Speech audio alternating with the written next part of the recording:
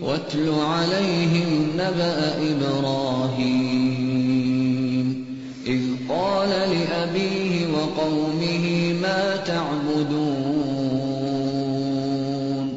قالوا نعبد أصناما فنظل لها عاكفين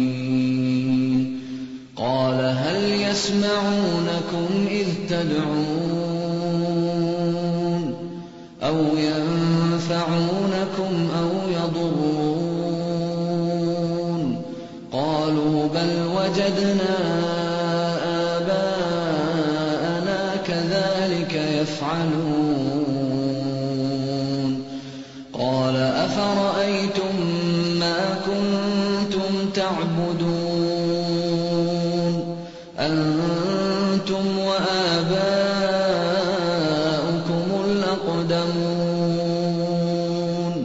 فإنهم عدو لي إلا رب العالمين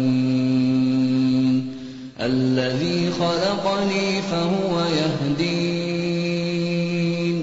والذي هو يطعمني ويسقين وإذا مرضت فهو يشفين والذي يميتني ثم يحيين والذي أطمع أن يغفر لي خطيئتي يوم الدين رب هب لي حكما وألحقني بالصالحين واجعل لي لسان صدق في الآخرين واجعلني من ورثة جنة النعيم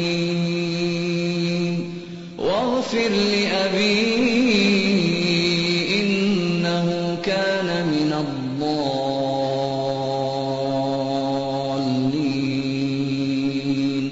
ولا تخزني يوم يبعثون يوم لا ينفع مال ولا بنون إلا من أتى الله بقلب سليم وأزلفت الجنة للمتقين وبرزت الجحيم للغاوين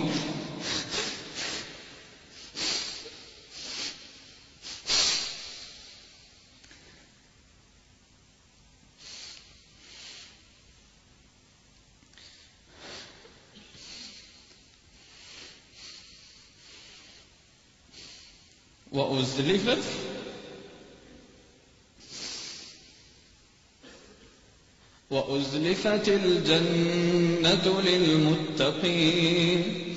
وبرزت الجحيم للغاوين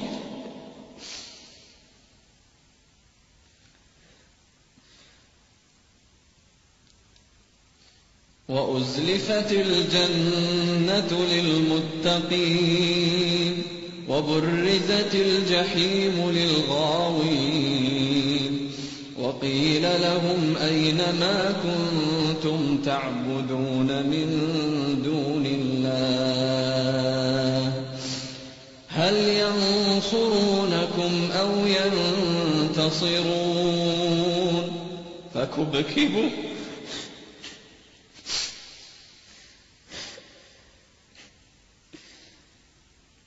فكبكبوا فيها هم والغاوون وجنود إبليس أجمعون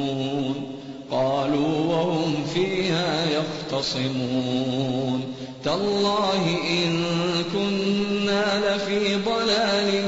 مبين إذ نسويكم برب العالمين وما أضلنا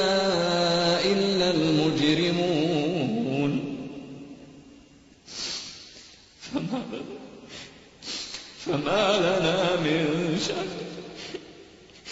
فما لنا من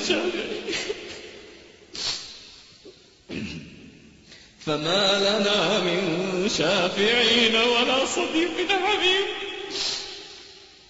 فما لنا من شافعين